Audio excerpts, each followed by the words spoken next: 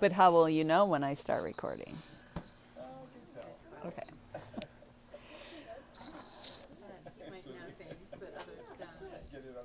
Good morning, everybody, and everyone listening far and wide. How does that go? How did it go in the war, like across the seven seas or whatever? At home and abroad, whatever. And welcome back, you guys. I hope you had a really good trip or time away. It was good to see you, good to have you back. I just want to give you a little update on the project. And some of you haven't been here for a while, but I'm very excited to say that I'm more than halfway done. And I think I've mentioned that the structure of it is, I think it's got at least two parts. It might have three parts depending on what I do with the practices. But the first part has to do with what I mean by the soul and my story. And then there's 6 chapters of the soul is. So the soul is subterranean, the soul is whole, the soul is singular, the soul is embodied, the soul is countercultural, and the soul is wild. Those are the 6 things about the soul is. And then the next bit is going to be about, because the theme is about soul pilgrimage.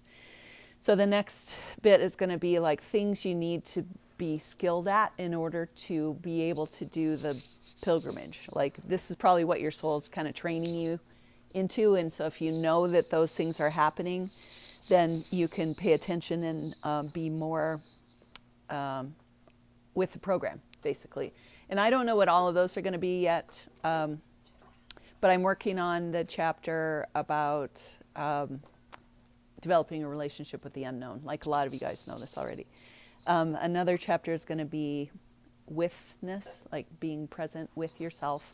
Probably do something on interacting with the present, or I don't know. I keep thinking of them and then I keep writing. Some I write down and then I wonder what they are, and then some come up and I forget to write them up down. So we'll see how it goes and how much steam I have.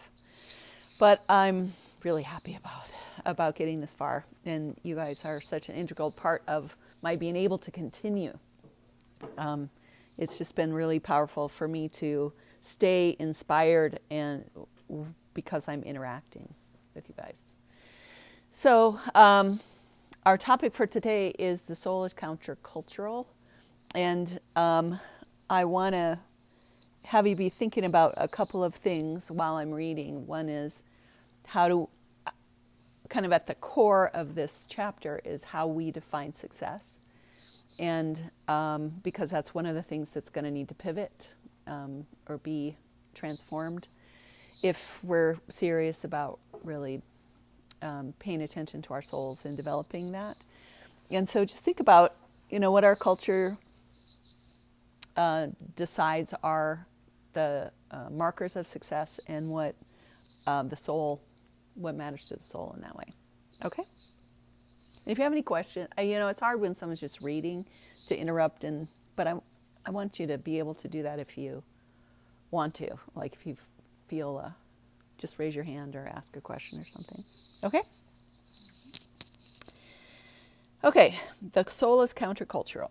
The soul is countercultural, but not in the way we think.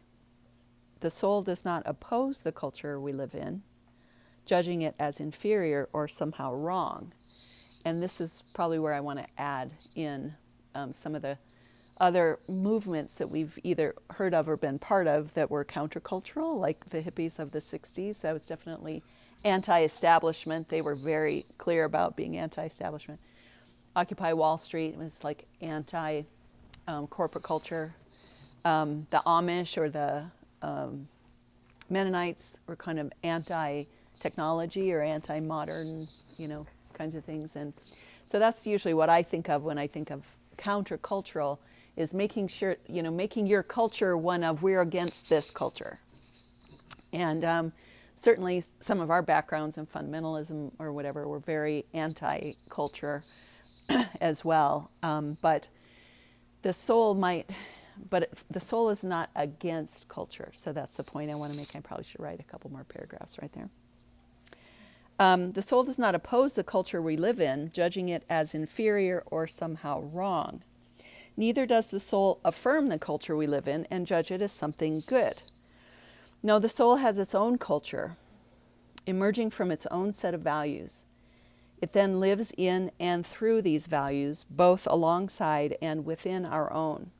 This can be countercultural in many ways, often inconveniently so. I just got to make sure this is working. It makes me nervous. Okay. To illustrate this point, I need to tell you about my pastoring gig. I was a pastor once for a little while, which was an anomaly in the strange subculture of evangelicalism that formed me, since I'm a woman.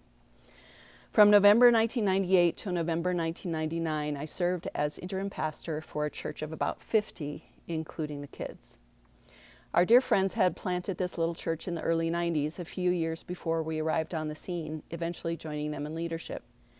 We had moved to Denver, fresh from a huge church, in which I had served as an elder, and my husband had established and managed a large prayer team.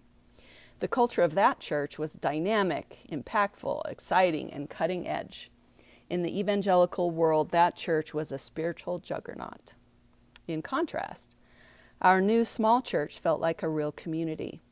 After the hectic stimulation of a very large and growing church, we relished the simplicity of soulful friendship and church without production.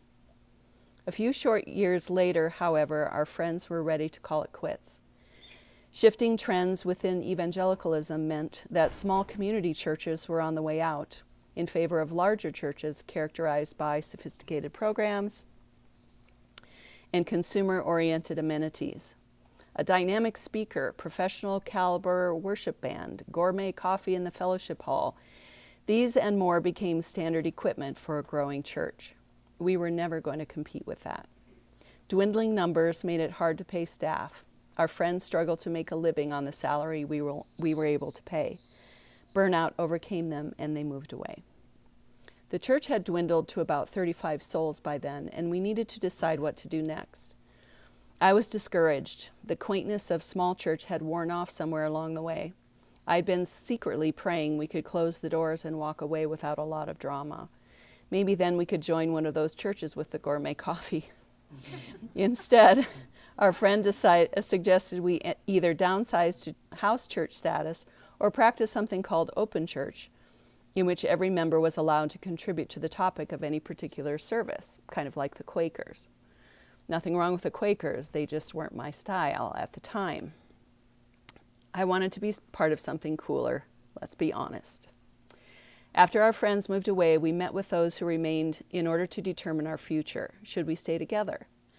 We didn't want to come right out and say we wanted to shut the place down, but neither did we want to remain as we were. I didn't want to run a church, especially a small church, and I didn't trust a group of church people to run it themselves.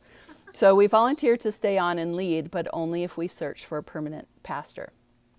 Therefore, purely to keep us together, I volunteered to teach on Sunday mornings for as long as it took. Good work, I snarked to myself. Not only did you not shut the place down, you're now its leader. Leading this church ended up being the biggest privilege of my life, much to my surprise. Funny how quickly my attitude changed. I went from too cool for school to, well, okay, I guess, to flat out awe and bone deep humility. God, you guys, I wish I could read this without crying. I began to feel as if I was pregnant with our little church, and it was my job to carry it, feed and nurture it until it was time to be reborn. Have you ever seen one of those pictures that at first glance looks like a mass of colorful circles in 2 dimensions on a page, but when you stare at it long enough, your brains begin to perceive a 3D image of a coherent scene of some sort? I think they call it a magic eye. Preparing for my sermons was like that. I would sit with an idea or a passage until it seemed to bloom into something more as connections formed and ideas mushroomed and revelation emerged. Each week I did my best to deliver these ideas to our little band, and as I did, it felt as if we walked through the wardrobe into Narnia together. Damn it. I myself was blown away by what came out of my mouth on any given Sunday.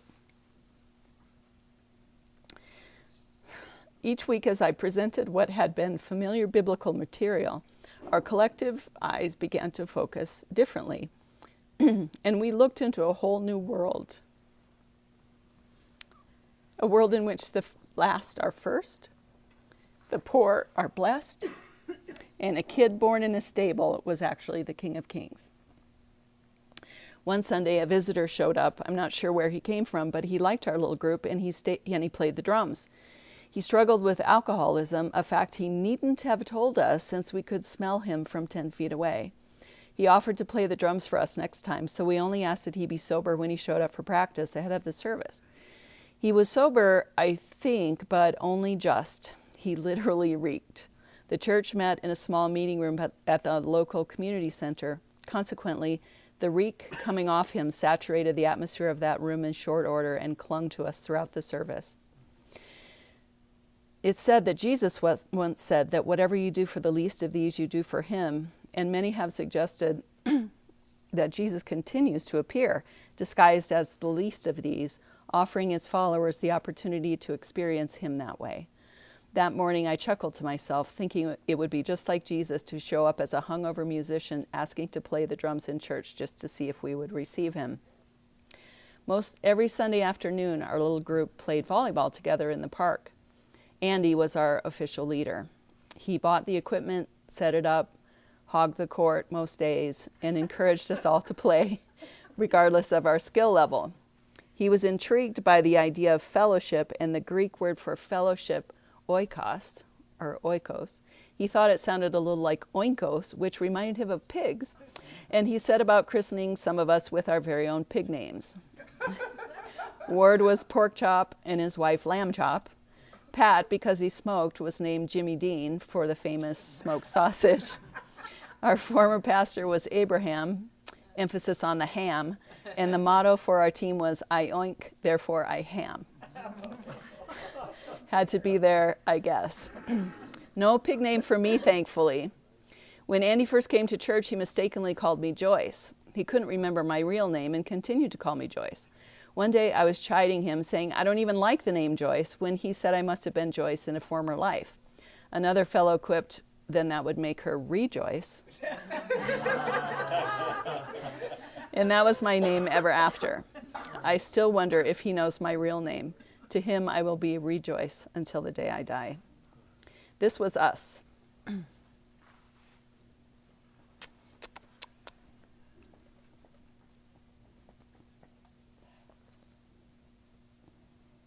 I usually don't have this much trouble. We had potlucks and played volleyball. No children's program to speak of, no choir, youth program, or adult Sunday school. Our marketing strategy was a sandwich board we set out on the sidewalk on Sunday mornings. Instead, we hung out together, sang a lot, focused on living out our faith. That's all. I would never trade this experience for anything. That year I learned to value smallness, ordinariness, because really, who were we? Certainly not cutting edge, impactful, exciting, or all that dynamic. Instead, I learned how delightful it is hanging out in small hidden places with small hidden people, focusing on the small hidden aspects of the most important things. But more than that, I learned that sometimes the ordinary things are actually the most extraordinary of all. This became our culture. We were the church of the extraordinarily ordinary and completely oblivious to that fact. I loved us so much that year. Every week seemed magical to me in some kind of secret way. I felt as if our band of insignificant, inconsequential Jesus nerds were the key to the whole universe, and I could enter a secret underground Oz by special invitation if I wanted, as long as I could see us through the lens of the soul. As I look back on this experience, I'm tempted to dismiss the whole thing, knowing how easy it is to feel sentimental about the past.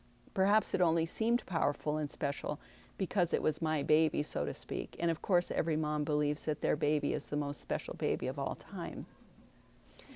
I felt I needed to face the possibility that I was the only one who thought it was special simply because I needed it to be special. But just before we handed over the reins to the new pastor, Ted and I received a letter from a friend who had joined us in our church and had only recently moved away. In his email, without knowing it, he managed to let me know that it wasn't just my imagination, my bias, or something I just needed to believe. Here are some excerpts from his email. Ted tells me your new pastor arrives this week. I'm sure there's a growing sense of anticipation for what's ahead. But as I was thinking about it, I realized I actually have some sadness at the news of his arrival. I came during the in-between time when the two of you kept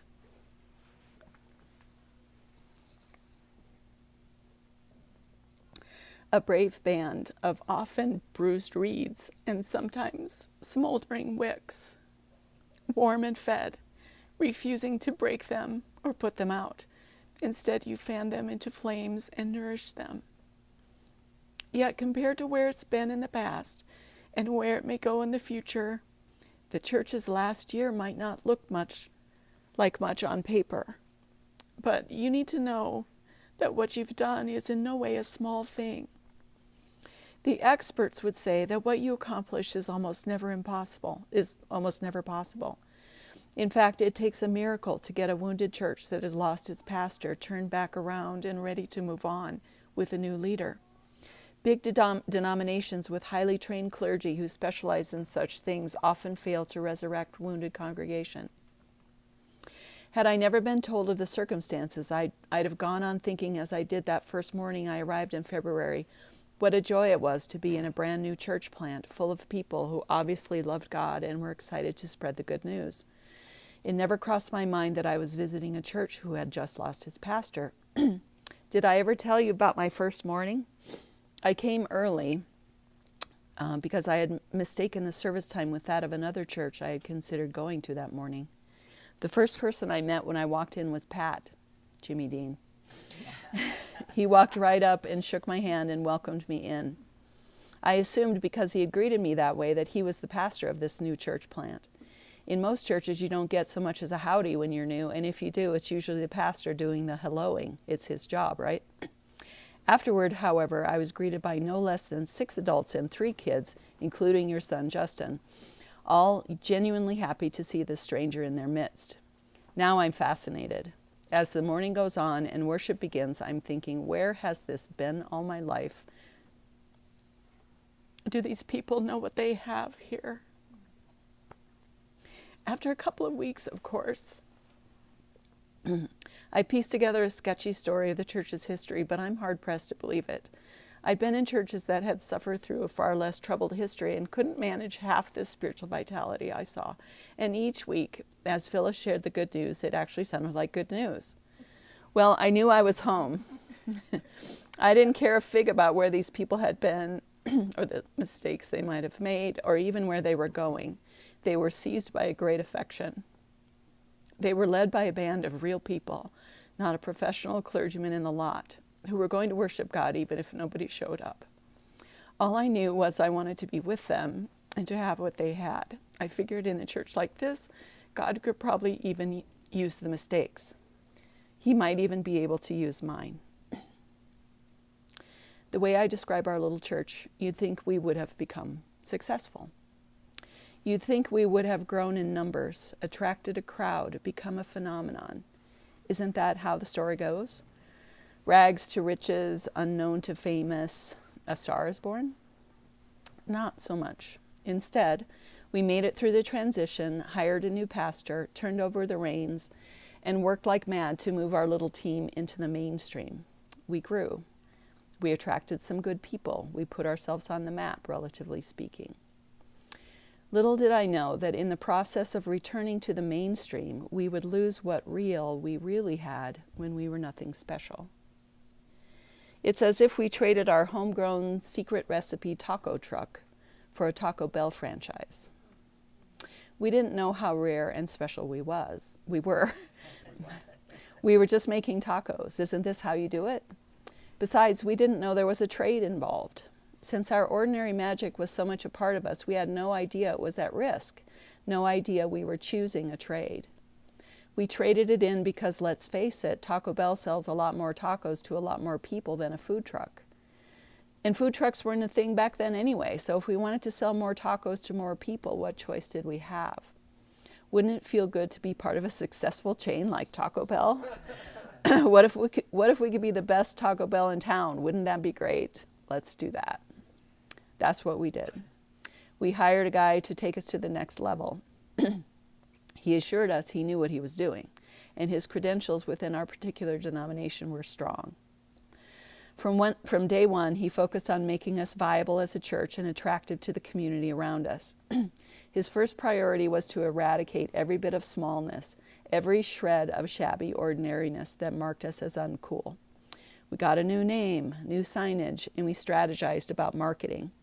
We attracted some good musicians and brewed decent coffee in what passed for the fellowship hall. Trusting his expertise, we pitched in and helped with whatever he asked us to do. It wasn't long before I knew the essence of what we were that year had slipped into the mist. We took another 6 years to realize it wasn't coming back, and by then my heart was in pretty bad shape. One day we left, never to return. The moral of the story is this. The soul offers a taste of glory in the form of the ordinary, almost daily, I suspect. Yet almost daily, I prefer the shiny objects, conventional measures of success, and the comfort of conformity instead. I can hardly help myself, the pull is so strong. But my heart remembers the treasure of that year 20 years ago, so occasionally I'm inspired to look with different eyes and treat myself to the glimpse of glory sitting right in front of me, disguised as something ordinary. The moral of the bigger story is this. If you want to live by the movements of the soul, you need to know that the soul lives by its own creed, with values that put us in conflict with the culture around us. Eventually, a clash will occur between conventional wisdom and the invitation of our souls, and we'll be asked to choose. Choosing soul over culture will cost us something always. And the reward, if undeniably awesome, is usually only personal and almost always hidden. Choosing soul over culture will cost us something always, and the reward, if undeniably awesome, is usually only personal and almost always hidden. What are the values the soul holds so dear, the qualities that comprise the soul's inner culture? I don't presume to have a definitive list, but let's highlight a few just so we're on the same page. How about these for starters? Integrity, courage, compassion, generosity, kindness, humility. What's not to love about these? Or simpler still, how about love? Maybe all the values of the soul could be summed up in love. This is good news. It's wonderful to consider we have within us a true north, a deep self that is never enslaved by the drama of our shifting cultural trends. The soul simply does not care how many likes we collect on our Facebook post, who thinks what about whom, or what the latest trends may be. The soul is tuned to a different channel, its own. Good news, because the values of the soul are adaptive, life-enhancing human values. Living by them leads to wholesome, healthy living. So is there a downside here? How could living in and through the soul, guided by these wonderful values, possibly have a downside? Well, here's how. The soul, merely by existing within us, living as it does by its own set of values, creates a conflict at the core of us. The soul's own goodness constantly invites us to see differently and choose accordingly. Meanwhile, the ego is charging ahead with its own agenda, shoring up power, defending its right to be in charge, judging itself by the reflection of the culture we live in, striving like mad for significance. As we yield to the emergence of the soul, we open to the realization that things need to change. If we've been formed by the pull of popular culture, we'll experience the soul's agenda as, well, counter to that, because the soul redefines things according to its own context. Take the concept of ordinary, for example. My experience with pastoring flipped upside down the meaning of ordinary. Our ordinary little community church became powerfully extraordinary, in stark contrast to the trending culture of the time, which ended up looking ordinary to me, since most of the popular churches around us look pretty much the same, gourmet coffee notwithstanding. Compared to the magic we had enjoyed during that year, our church under new management, while trying to become remarkable, instead slid into the ecclesiastical version of Taco Bell. Who's ordinary now? Which leads me, that's such a burn. I love that burn. I did take a hell of a lot of snark out of that one. Still some remnants. Still there. Which leads me to how the soul defines success. Was our little church successful? I believe it was. Were we successful after we became a normal church? Not as far as I'm concerned. But from the outside, it looks completely different. From the outside, it looks as if we barely survived until, thank God, someone arrived to save us from ourselves. On paper and numbers and finances and branding, we were finally relatively successful. To my soul, my heart, and my experience, however, our new church was a heartbreaking failure. Would it have been possible to be both spiritually alive and conventionally successful at the same time? Oh, what a juicy question. What a tasty, tempting morsel. Is it not possible to do both? We obviously thought it was more than possible. In fact, it was my mission all along. The answer is yes, of course. It is possible to have both. Daily we are exposed to authentic, soulful offerings of one kind or another that become conventionally, even wildly successful. Just today I heard an NPR story about a couple of men who wrote a song about Paradise, California, in the aftermath of the devastating wildfire that destroyed that city. Video of their simple performance became popular on YouTube, so much so that they were invited to record their song professionally. It's a heartfelt song that has comforted many survivors. It holds a lot of tender meaning, not just for people from Paradise. Now the professional version of the song can be widely enjoyed. Songs such as these, works of art, viral videos, these become popular and sought after precisely because they have the ring of authenticity to them, amidst the derivative mediocrity that saturates most of our cultural diet. We're hungry for this. A word of caution, however. Our need for conventional measures of success can get in the way of our soul's purpose. The soul does not care about hits on YouTube, retweets on Twitter, or dollars paid. The soul has no need to validate its own work this way. These can be perfectly legitimate ways to run a business or spread the word about something wonderful, but we need to understand what the soul is ultimately after, as well as what it needs in order to count. The soul's expression needs none of these external measures in order to consider itself legitimate, valid, valuable, or even precious. In addition, once regular measures of success are in play, the temptation to turn aside from the soul's original work is immense. As long as we're dependent on external, culturally derived measures of success to validate our lives, the soul's purpose is compromised and ultimately limited. And what about the soul work done in secret? The vitality hidden in ordinary places? What about souls whose lives will never be noticed or successful? How do we judge them?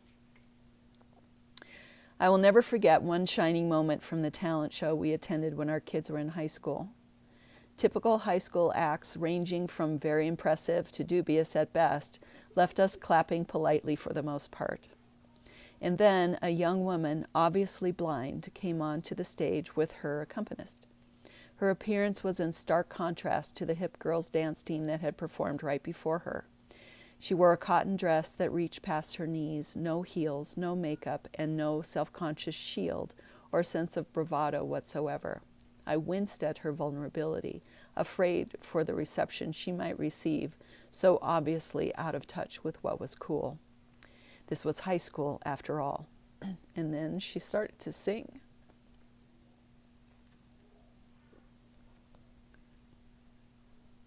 I wish I could remember what Broadway standard she offered us that night.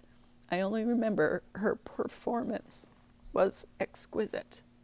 Her skill, talent, and training, her expression, musicality, and interpretation of the piece were excellent. Even more powerful, however, was her pure, unvarnished delivery. She was incandescent. I wept through her performance. I want to weep now just thinking about her. Her blindness made her completely oblivious to the culture in which she was performing. Unhindered, she was pure, unguarded soul, glowing like a lit candle, taking me apart right there in the auditorium. I have a dear friend who spends her life bringing relief and relationship to Palestinian refugees living in permanent refugee camps in Jordan and Lebanon. She tells me about the kindness, generosity, and loving hospitality of the people she serves, and the bond she feels with them, and the vitality she witnesses in the midst of extreme deprivation. They will very likely never be legitimized in our lifetime due to the complex nature of their history and politics. They are destitute, without citizenship or human rights, yet their souls shine bright. And my friend, in the eyes of the Americans, for a myriad of reasons, too often her work is completely invisible or grossly misunderstood. Her organization is chronically underfunded, yet her work is a vivid example of the kind of work that comes straight from the soul.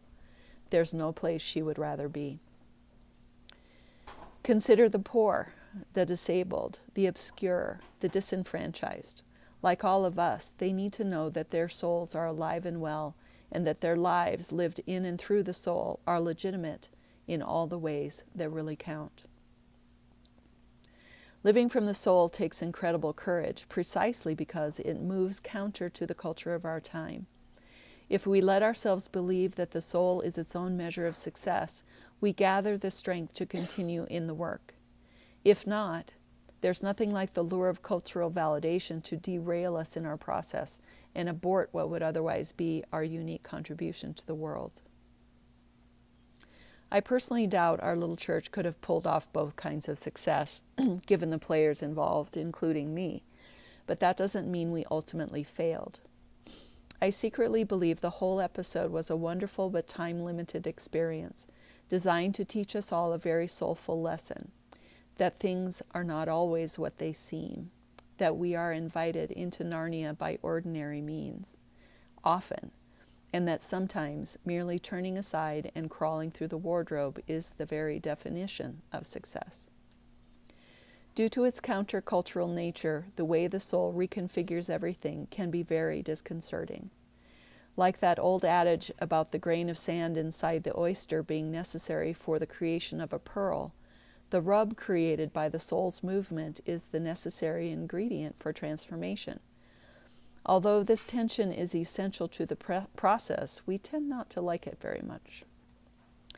When you find yourself chafing from the rub, and trust me, you will, I suggest you consider the possibility that your soul is asking to make a few small adjustments to the way you're living your life. Just remember that, like the mouse to whom you give a cookie, it's going to want a glass of milk. In other words, if you give your soul permission, it will do more than make a few small adjustments. Your soul will excavate your foundations and reconfigure your relationship with almost everything. If you give your soul permission, it will systematically, step by step, revolutionize the way you live your life. And if you hang on long enough, trusting your soul to lead, you will absolutely love it. This is the pilgrimage. This. Don't say I didn't warn you, and you're welcome. Love it.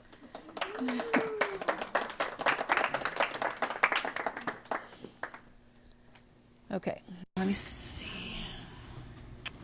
Okay, so today it's still recording. Reward for that. Can you Good put reading. that on the table? Yeah. Okay, so I don't know. Thank you. I think you guys, it's just because I'm so safe with y'all, I can hardly read that without feeling how important it was to me at the time. It's beautiful. Thank you. Gosh, I what do you want to talk about? I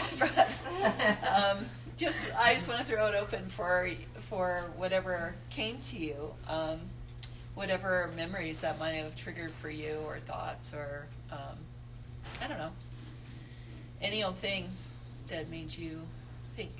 You know, the thought that I kept ruminating on was just that, you know, it was clear that this was so positive and so powerful, and I think most of us have had this happen, you know, 1 or 2 or 3 times in life, something like it.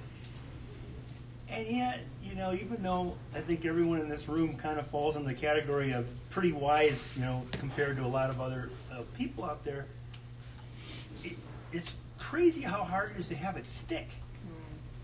You know, you can have this truly soulful, insightful experience that you would think, wow, I finally get it. Yep. Right? Everything should be easy, and yet somehow things just kind of slide back to away from that nice place. Yeah, we're just so inured to our Yeah, I don't get that. how we live things, and that's like the exception. Yeah.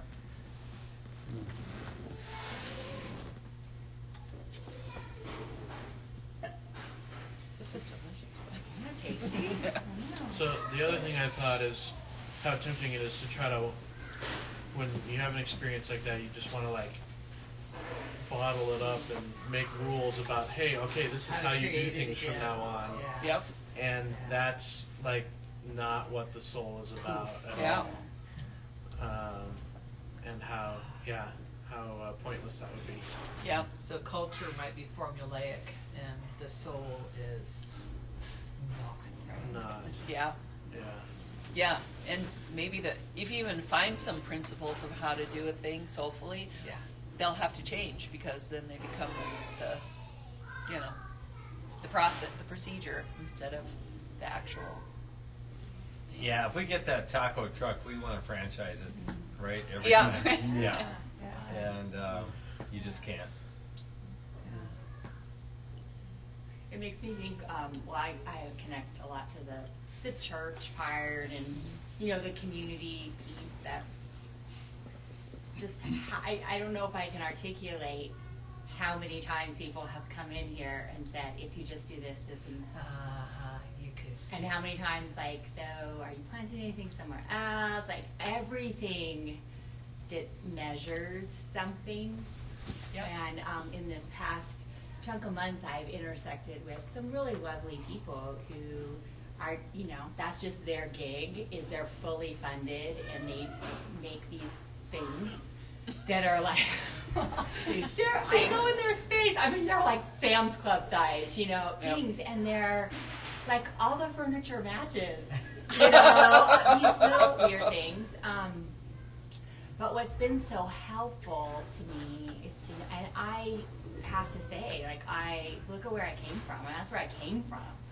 And so it's been so hard to kind of look like losers. And unless, Jose and I were talking a lot on our trip, unless you can see the refuge community in other eyes, like put on different kind of glasses, you just don't get it. You're looking for something else, and that's fine for certain people. Like, if you can see it, it's like, it is a soul language. It's like a deeper thing. Yep. And it also makes me think that sometimes the more I listen and break my codependence and kind of like reflexology, I guess, or reflex that I do, in certain moments I'm used to it. Like when the soul gets violated, I used to not know. I used to not know it as much. So like I'd go to something and think I'd be okay. But it is like all the things on success that I hate. And so I'd be sitting there and I wouldn't realize. And now I know, like, I have to be so careful going in. But I had this, this issue with this person that wanted, kind of coming as a friend, but you're going to set up a meeting with through an assistant. And it just like was this huge soul violation for me. And I want to tell you, my first reaction is, oh, Kathy, just let it go. It's not that BFD, just go meet. And then I was like, no, because I don't want to do that anymore. I did that. I did that when you were meeting with a friend and you had to go through an assistant. I did it a long time ago. I'm not doing it anymore. You don't need an assistant when you're meeting with a friend. But it was fascinating, the cycle. And then I wrote this really nasty email. Jose said, don't send it. It wasn't that nasty. It was nice. It was kind of but it was strong, too. And then he's like, don't, just ignore it. And remember that that is not the world that you want to live in. Yeah, you just don't want to live there. So that was all those things. No, I think of you all the time. Thought of you through the whole chapter too, and everything that you guys are about here. And how many times have I said, "Yeah, Kathy, the way you run the church, no one wants that." I have just a question, and Yeah. I don't know if you want to answer it or if anybody else wants to answer it, but I kind of remembered the phrase "selling your soul." You know, and it kind of reminds me of that in relation to culture and what other people expect, and he sold out or whatever it was. And I guess I'm just curious if you have any examples that you think of, like in your own life, or people who were close to you, where you saw them sell their souls and what impact that had. I don't know if that's taking it another direction. No, and I or think if it it's seems like absolutely the related. direction. Just which stories can you tell? Right, which ones can you tell? Yeah. Anybody have something come to mind right away?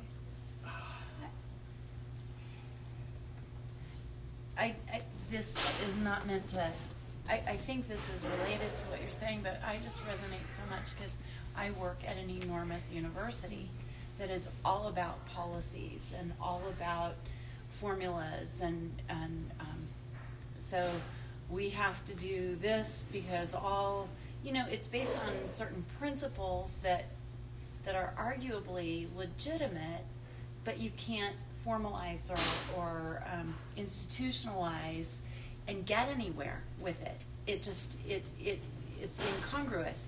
And so the program that my director and I run is countercultural, but I just wrote down, I could hardly help myself, the pull is so strong because you want to replicate it and make it accessible to a number of different student opportunities, experience, but you can't replicate it because I can't clone myself and my director can't clone himself. And it is so individual to what a person is about and how they are and how they show up in a space.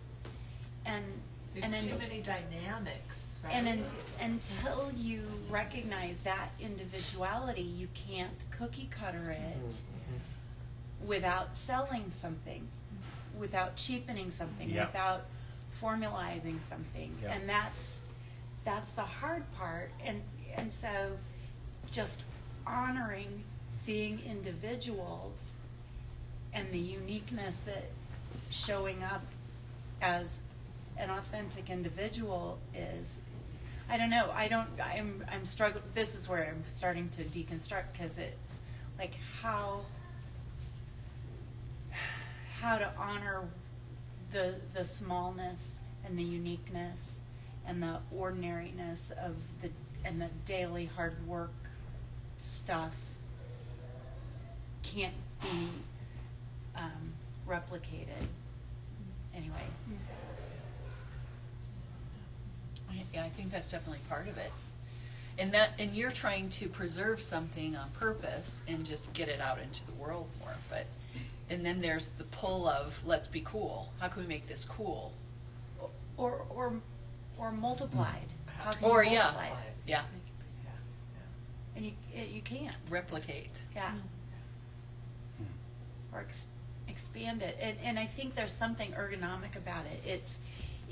There's There's a spirit. You can't bring the spirit. You can capture the mechanics potentially, and the organization and all the analytical stuff, but the spirits that we're all involved in it doesn't go with it.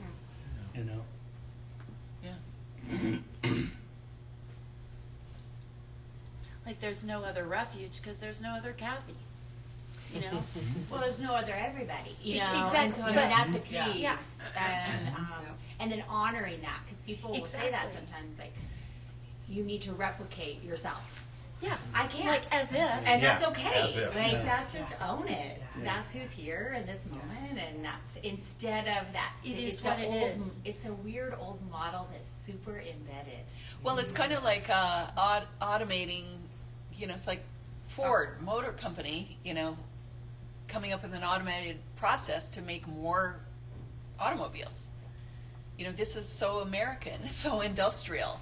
If you got a Yeah. good thing, then figure out how to make more and figure out better ways to make more and become more efficient. And then, if it's a car, it's no big deal. But, We're not cars. huh? But we're not cars. We're not cars, yeah. We're human systems and human beings. And one thing I think about is art. In the art world, only certain people are successful. And only certain people get notoriety. And so we have art that's out of reach. Regular people can't buy art, and artists can't make a living. Like regular artists can't make a living, but art is something human, and people make art all the time. But I think that this cultural sort of attitude sometimes we have about art is that I'm disqualified because I can't sell my art, or I can't make a living as an artist, or I can't. It's about the worth that we associate Yeah. with it. Yeah. Yeah. And the soul, you can't put a worth. You can't. It's priceless. Yeah. It's not and, quantifiable. and everything that comes out of it is priceless. So you can't. It's MasterCard. What comes out? Commercialism tries to For grab onto everything that. else. That's a very Yeah. good point. This piece of art? Did you see the thing? I don't know. I saw it on my Facebook feed and I didn't click on it, but it said something about why it's so sad to watch that every good hobby and love and passion now is turned into how do I sell it? Yep. Right. And we know that. You should sell those, you should sell those, instead of for the sake of doing it. It doesn't mean that that's necessarily a bad thing, but like that's how we think in our brains instead of just the love of doing something. Yeah. The love of doing Got to be marketable. Yeah, I mean, one way I think of which, like, for a personal example of how I may have sold my soul, but not really sure. I kind of had to negotiate it. Yeah. Is that I have talent with music, and I love to play the clarinet and saxophone, and was showing a lot of promise with it, and then kind of figured out that what society expects me to do actually is to make a lot of money, to get married, to have kids, to buy a house, to be successful. And so I saw those two things like in conflict. And so I was like, oh, well, I'll be a band director. That makes sense because I can have a 9-to-5 job, and then I can do all the things that society expects me to do and do music. And then it didn't work out, and I didn't want to do it, and I still don't want to do it.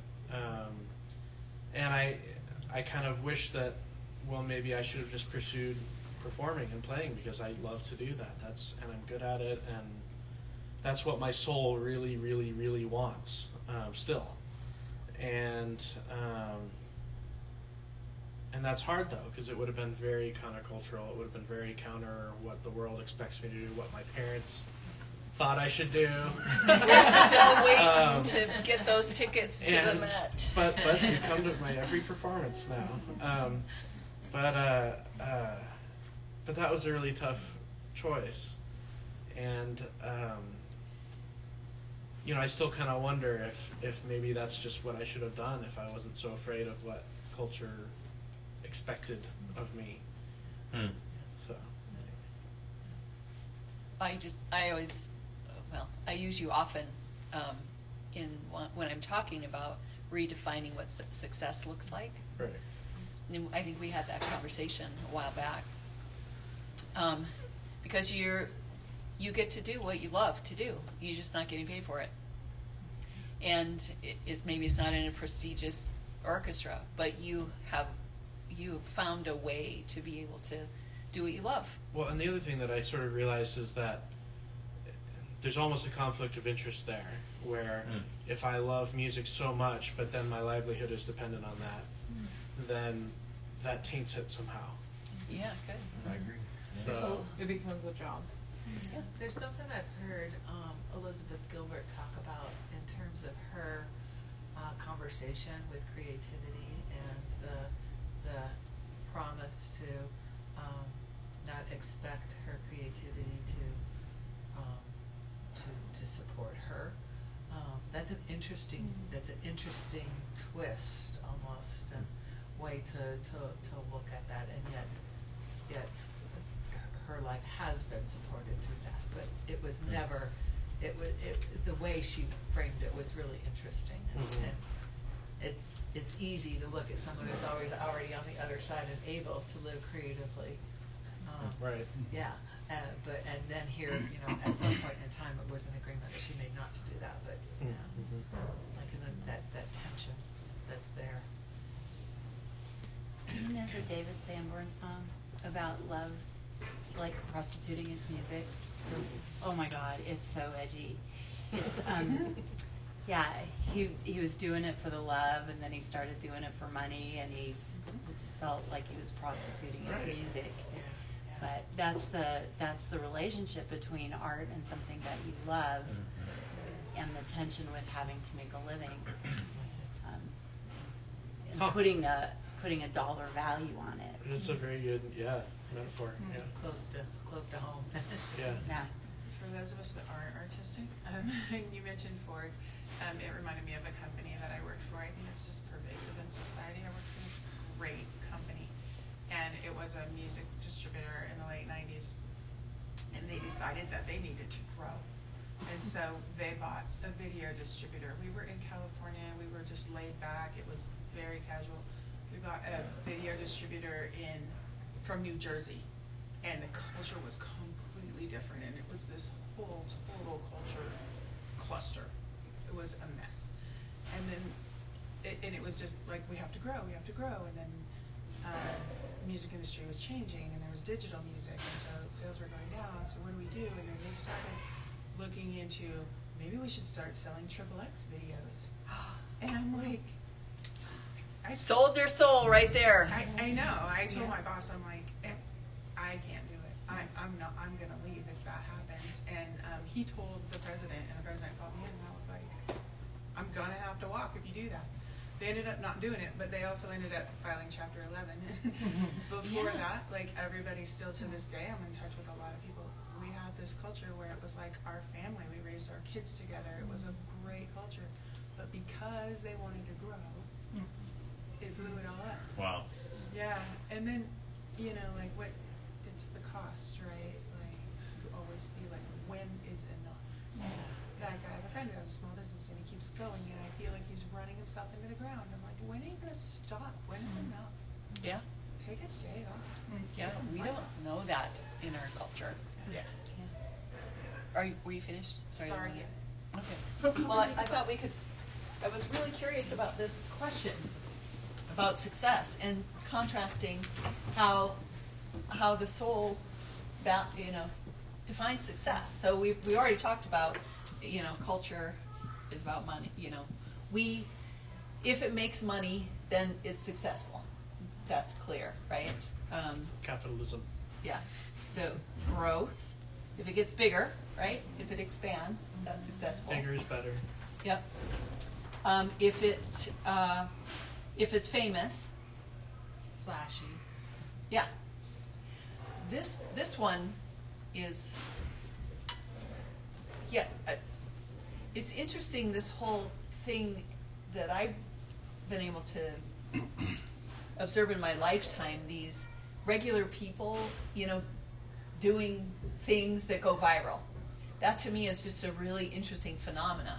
It's kind of, it's cool in a way, because these are just regular people and they're just doing their thing, and then people love it. I think we're hungry for that kind of thing. But then there are people who are trying to go viral, you know what I'm saying? So then you start doing things, not because it was something you just offered to the world, but because you wanted to go viral and you needed to go viral, and then you kind of, so we sort of trade those things in. But can you think of any other? I mean, Shannon had flashy. I think Yeah, that's flashy. really good. I was Formula. thinking efficient. What'd you say? oh yeah. Formula, efficient.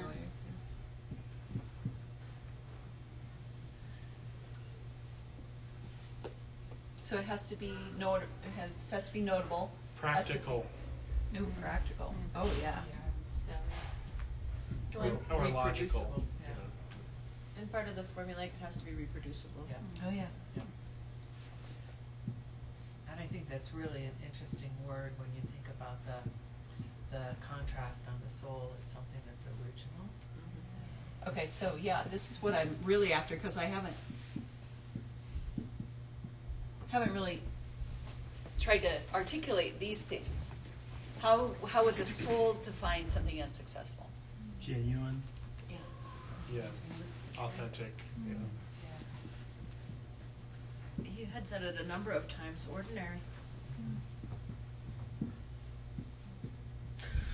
The opposite that I put for formulaic was more wild. Wild. Yeah, gotta come next week. Do you think I cried today? I wrote the chapter on wild, and I just sat down and sobbed. Yeah, Ted was there, thankfully, but It's in the present moment. oh, Presence. no- It's Yeah, present. Presence. Yeah. Present. Or mindful, I guess, would be part of maybe. No, present moment. Oh. I like those two things together: present and presence. Being present in the present, or there's something about presencing, being occupying, or I think it was said over there, priceless. priceless.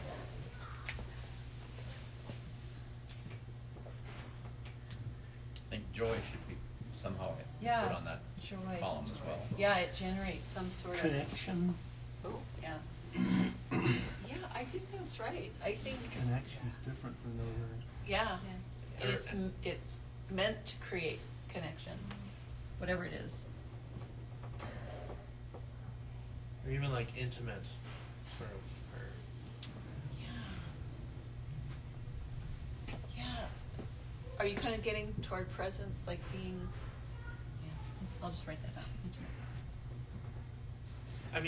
I mean, just more like special. You know, like Unique. yeah. There's just something. It's like there's just something that's deeply personal versus the culture. Yeah. Yeah. When you think about intimacy, it's Meaningful. like Life. something that happens in the moment. That's in that moment, very unguarded. And secret, sort of too. Yeah. Yeah. I don't know how you write that. We're gonna just circle that. All the things around that. I think Yeah. that's really good. You said in the moment that it's momentary. It's not something you can capture and then. And I think that's maybe helpful in terms of recognizing how it can't be reproduced. You can't reproduce moments. So that's what I was going to say. It's the opposite of those other things. It's Yeah. not reproducible. It's not practical. Yeah. Right. It's not logical. We see a lot of examples in nature of, like, up in the high country in the summertime, in the wilderness, there's wildflowers. And whether there's anybody there to collect them or paint them or take pictures of them or anything, they're just there. And so, I mean, there's some sort of example in that being isn't necessarily functional. When I think Or about successful. Or Well, successful. and you said it before, you may not be recognized. You said it in your reading. I mean, doing the right thing is no guarantee that you're going to be recognized or ever appreciated for it. And it's hard to deal with that culturally Yeah. and to feel comfortable with that. Yeah. But it's true. Well, and for me, the soul isn't doing the right thing either. That doesn't cover it enough. But Yeah. there's something about in counseling.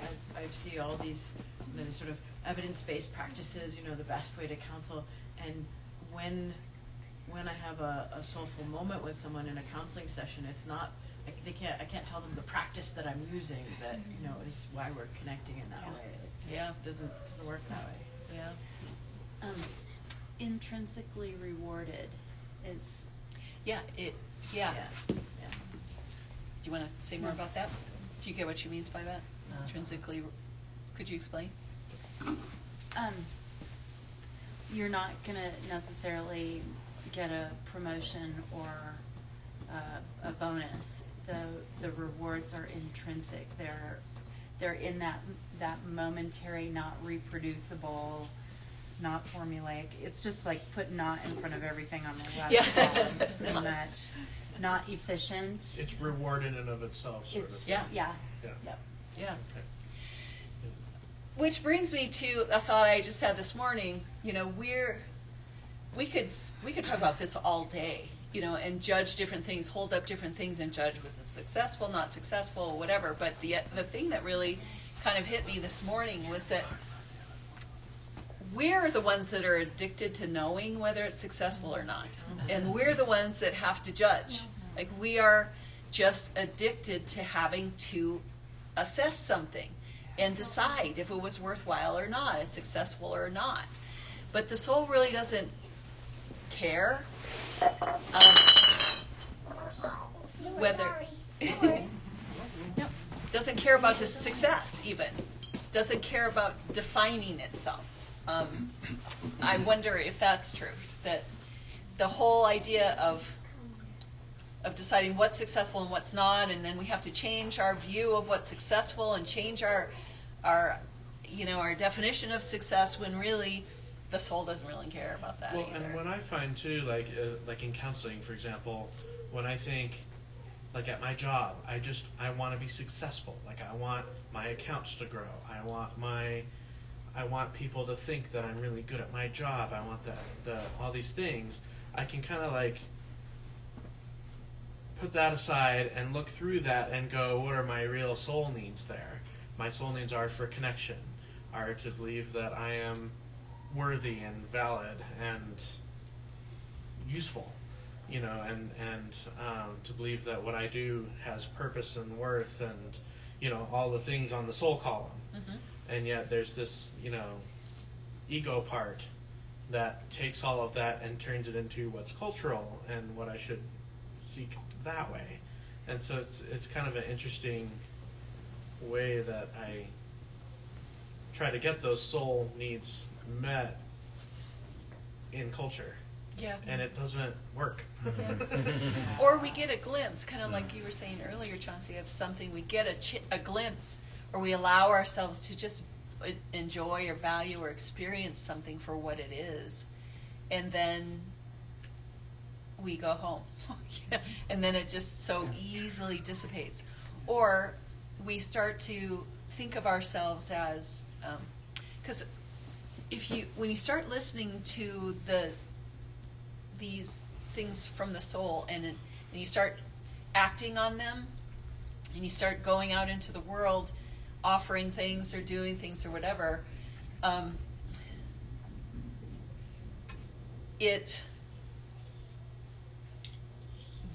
the need to decide, was that okay? Was that correct? Was that successful? Was that worth doing?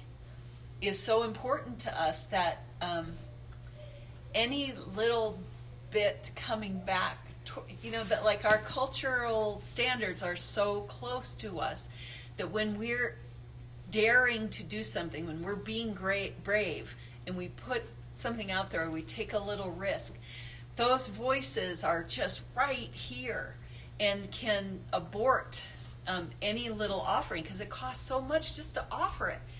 Just to have the courage to write a poem, or say I love you, or go for a job, or write something. You know what I'm saying? It doesn't even have to be a creative endeavor, but to just step across the threshold of risk and do something, just because it's an expression of your heart or your soul, then mindset of the culture sort of rushes in, and then it's like, oh, well, that sucked, or, you know, to squash it. Like, I think what I've learned doing this writing is that when I'm in it and it's flowing, I'm thinking, God, this is brilliant. Man, this is important. This is really great, you know, and I'll just be like, you know, and then the next day or 2 days later, I'll read through it and go, oh my God, this just sucked. You know, it's just dumb, or it's just, so those are all ways that I'm trying to judge something. And of course, we can't go without judging. I mean, we have to judge stuff. But I guess the point I'm trying to make is those kinds of cultural standards come in and rob from us this, hey, Mike, these little seeds of things that are beginning to sprout that we need to nurture and water so that they get rooted and it helps carry us, you know, on our way. And so I guess that's why I want to emphasize so much that things done in secret and small things, and to hold on to, don't judge by the way we've been taught to judge, and if you can, don't judge at all. It seems like a very ego thing, judging. It feels Yeah. like, it feels like work and language of the ego. And even that question of what does success look like in the soul, it doesn't feel like the right question. Yeah, It yeah, feels it's like an ego-oriented Yes, question and it is. perspective, and Yeah. it just doesn't feel like the right question. Yeah, even asking that question, how Yeah, does it soul doesn't feel like the define right success, question. feels like Yeah. the wrong, violating question. I had an experience that you spurred in my recall, where there's a divide between what your day job is and what your soul is longing for. And I found myself several years ago in my total survival mode, doing just multiple shitty jobs, where, you know, in my headspace, I wanted to be somewhere else. I wanted to be more reconnected to my soul, more connected to my soul. But I found myself in these jobs, and so there was this huge divide. And so I think even in that, there's some way that I love your expression about how the ego co-ops or hijacks. But even in that, I was valuing where my headspace was and dissing the work that was legitimately putting food on my table and keeping a roof over my head. And it occurred to me at one point, don't do it. It's just a little teeny. Just don't even sit. But back when I used to pray, I remember going to work and thinking, this is bad what I'm doing, just being so disconnected from my work. And I started praying, you know, just help me do a good job at work today. Like, just something as simple and as connected as that. Like, help me be a good employee today, because there's something legitimizing about, even though that's not where my soul was being fed and satisfied, reinserting myself into that place and honoring it for what it was helped bridge the divide that I had created. And I don't know, there was something important about that. I don't know what it was in the language of the soul, I'm not sure. but I was growing so detached, and that separation is really problematic. Mm-hmm. I went through the same thing for years. I hated my job because it wasn't where my heart is. My heart is to help people, and I'm a software developer, and I was miserable. And I started going to a counselor and stuff, and one thing that I did was I changed where I worked, and that helped immensely because culture and people that you're around is huge. But now I'm still a software developer, and I'm fine because I help people when I can, or whoever's around me. I put myself in people's lives, you know. I like my job now. Yeah, It's fine. And And that didn't change, just the way you looked at it, the way you Yeah. saw it. But I did changed, change yeah. the place that I worked Yeah. to. Yeah. That probably had something to do with Yeah. it. But, yeah. So we just have a few more minutes, but I guess the question then, if our culture's view of success, we have to be careful, we have to watch out for, and the soul might define success differently, but moreover, the soul doesn't really define success, then what's a good enough reason to do something? You know, what's a good enough reason? I want to. Because I want to.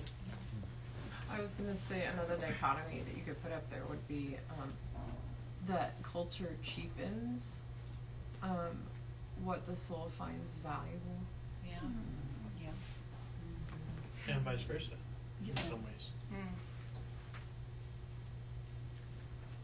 And the culture The values. soul cheapens what Yeah, the culture yeah. finds valuable, yeah. Yeah, which was kind of like my church experience. It was Yeah. like, oh my God, we had this, but then now we have, this. You know what I'm saying? And it was just, yeah.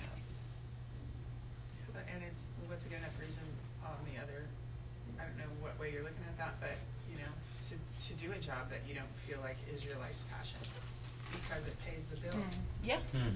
Yeah. It's a good reason. Or it's because it's where I am right now, and where my soul has me, I guess. You know, like learning the lessons in the surroundings that we're in is probably good enough reason sometimes to be there. Yeah, and I think I have an easier way of answering it a different way. Instead of saying when is it good enough to do, it's like, when do you decide to not do something? Because life keeps presenting things that you either feel you have to do or you should do. When do you not do something? And I think the answer to that is when there's too much discord between those two columns. You know, between what you know is right for you and what you believe in and what your values are versus everything else, whatever everything else, however you want to categorize it. And when that becomes too big a gulf, like, and you start hating your job or whatever, you're now sowing a lot of discord in yourself. Yeah. And that's when you need to just be smart enough to step out and go, this is too different from what I need to be right now. You know? Yeah. So I often ask myself that question in lots of different situations. So, okay, I could do this, or what's a good enough reason, you know, or how can I do this in a way that's, that has something soulful to it. So even if you're scrubbing, monasteries the world over find spiritual significance and practice in, growing vegetables, pulling weeds, scrubbing floors, chop wood, haul water, that kind of thing. So there's something really to be said for ordinary tasks and just anything that's in front of you being able to be a soulful practice. As long as you're not, as long as you can see it for what it is or what you're being asked to bring to it, instead of, is it successful, or is it going to pay off, or is it going to grow, is it growing, or whatever. So It makes me think too that you don't think a good thing for me is I don't have to defend it. yeah. I don't have to defend it or explain it or try and go, no, it's not. It just is, and that is sometimes so hard because people will critique it or think that you're doing it for the wrong reasons, or all kinds of things. You don't. You just don't have to explain that. Yeah. Right? Yeah, you could get lost and hyperthink about your motivations instead of just being and flowing with what's happening. I like it and I want to. I love Yeah. what you said. But that's reason enough. And I just think if people were doing, I love your little thing that you say, Kathy, about creating little pockets of love.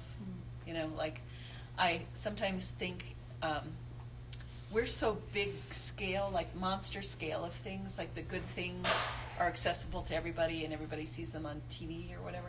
But, and we think that they belong only to special people, only special people can do that.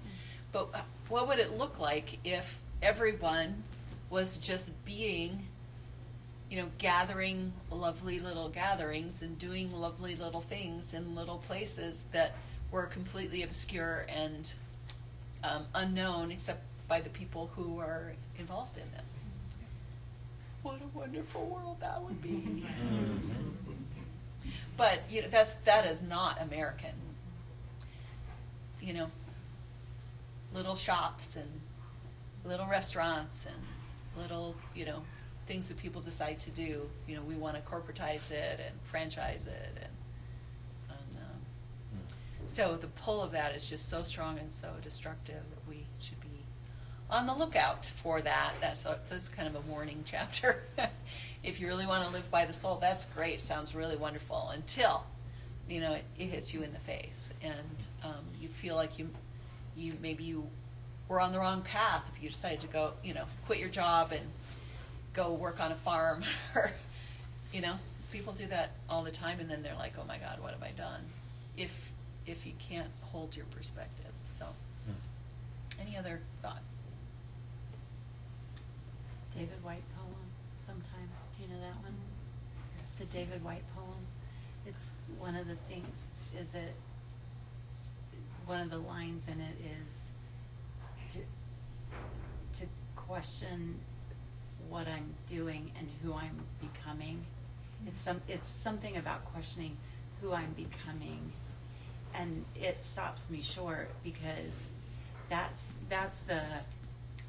how I catch myself when I'm starting to sell out, is not recognizing who I'm becoming because of selling into something that isn't necessarily soul calling. His piece on not trying to name something, not trying to name a love too soon. Oh, You know, yeah, whether yeah. it's relational with a person, relational with your work, relational with yourself. You know, sometimes we the ego tries to judge it and name it before we really even know what it is. Yeah. And that came forward for me sometimes in Yeah. what we were talking about today. Yeah.